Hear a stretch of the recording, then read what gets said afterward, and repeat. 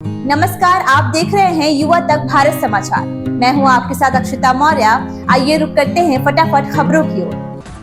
सूत्रों के हवाले से बड़ी खबर आ रही है। माखी थाना क्षेत्र में युवक की संदिग्ध परिस्थितियों में हुई मौत। गंगा एक्सप्रेसवे के निर्माण में कार्य कर रहे थे महावीर रावत नाम के युवक की हुई मौत। पटेल कंपनी में कार्यरत था मृतक लेबर का शव कंपनी वाले लेने से कर रहे मना। मृतक का शव गेट पर एम्बुलेंस में रखा हुआ है।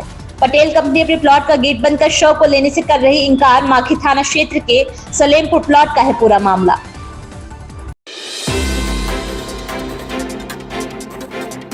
लखनऊ रानीगंज चौराहे के पास गोदाम में लगी आग। दमकल की गाड़ी आग बुझाने में जुटी। नाका थाना क्षेत्र के रानीगंज का मामला।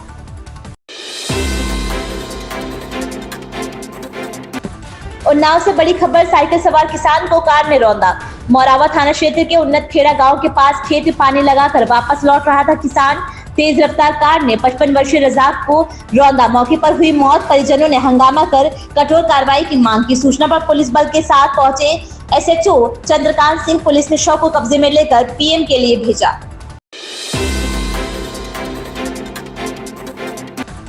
रतन टाटा जी को कुत्ते से बहुत लगाव था। अभी उनका डॉग गोवा उनके साथ रहता था। कल रात रतन टाटा के देहांत के बाद से ही गोवा ने कुछ भी नहीं खाया है। उसे रतन टाटा के अंतिम दर्शन के लिए लाया गया तो वैसे ही चुपचाप रतन टाटा के शव के पास बैठा रहा और जब किसी ने हटाना चाहा तो वह हटने को राजी नहीं था। आज के दौर में इंसान से वफादार जानवर है। इंसान सोचता है कि कितनी जल्दी अंतिम संस्कार हो और मैं घर जाऊं। वही कुत्ता अपने मालिक से दूर जाने को राजी नहीं था।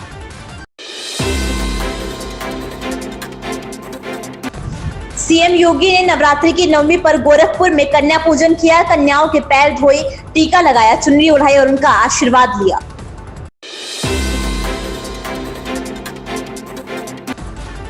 सीएम योगी ने चकबंदी लेखपालों को दिया दिवाली तोहफा। 728 को बनाया कानून। वो 8 साल से कर रहे थे प्रमोशन का इंतजार। मुख्यमंत्री योगी आदित्यनाथ ने चकबंदी लेखपालों को दिवाली का बड़ा तोहफा दिया है। उन्होंने 8 साल बाद प्रदेश के प्रतीक्षारत चकबंदी लेखपालों को पदोन्नति दी है। प्रदेश के 68 जिलों के 728 चकबंदी लेखपालों को कानूनगो के पद पर प्रमोट किया गया है।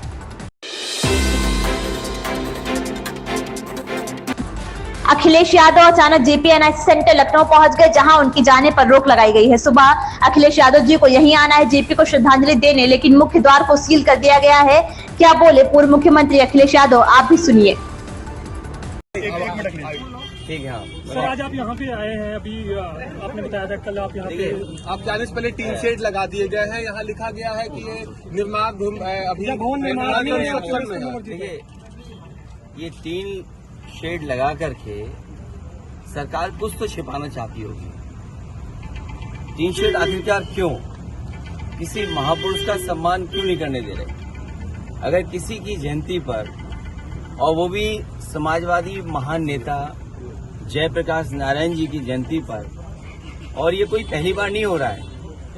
हर वर्ष जयप्रकाश जयंती के दिन समाजवादी लोग यहाँ इकट्ठे होते थे, उनका माल्यार्पण करते थे, सम्मान के लिए यहाँ पर आते थे, अपने विचार रखते थे। एक वो महान नेता जिसने संपूर्ण क्रांति का नारा दिया और उस समय की सरकार के सामने झुका नहीं, और एक समय ऐसा आया कि उसकी संपूर्ण क्रांति की वजह से परिवर्तन हुआ देश की राजनीति में। ये जेपीएनआईसी, ये सोशलिस्टों का म्यूजियम, जयप्रकाश जी की प्रतिमा, और जो उसके अंदर सोशलिज्म को हम कैसे समझें, समाजवाद को हम कैसे समझें, वो तमाम चीजें हैं।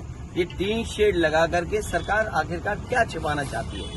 कहीं ऐसा तो नहीं कि बेचने की तैयारी हो, किसी को देना चाहते हो?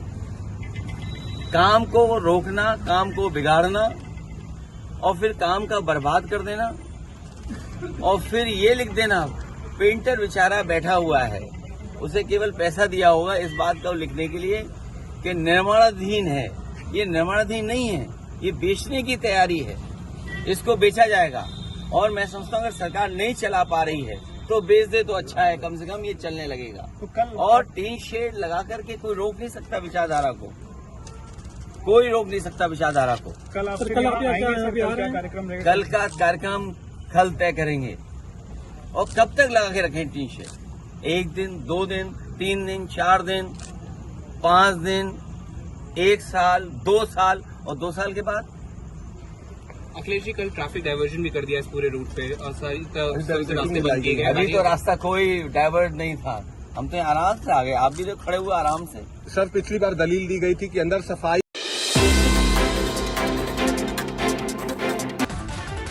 कांग्रेस की बैठक को लेकर भाजपा तंज कस रही है। बीजेपी नेता मुख्तार अब्बास नकवी ने तंज कसते हुए कहा कि आईना साफ करने से चेहरे की गंदगी साफ नहीं होती।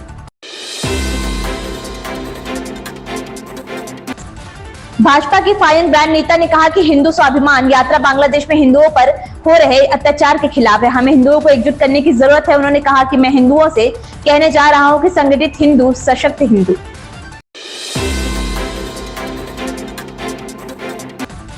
उत्तर प्रदेश विधानसभा अध्यक्ष सतीश महाना, उप मुख्यमंत्री विजेश पाठक एवं केशव प्रसाद मौर्य समेत विभिन्न नेताओं ने जेपी को श्रद्धांजलि दी। उनका जन्म 11 अक्टूबर 1902 को बिहार में सारण जिले के सिताब दियारा गांव में हुआ था।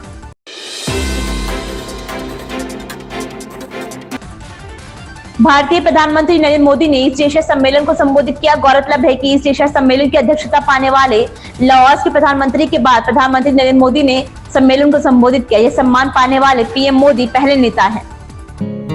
इन खबरों में बस इतना ही। बने रहिए युवा तक भारत समाचार के साथ।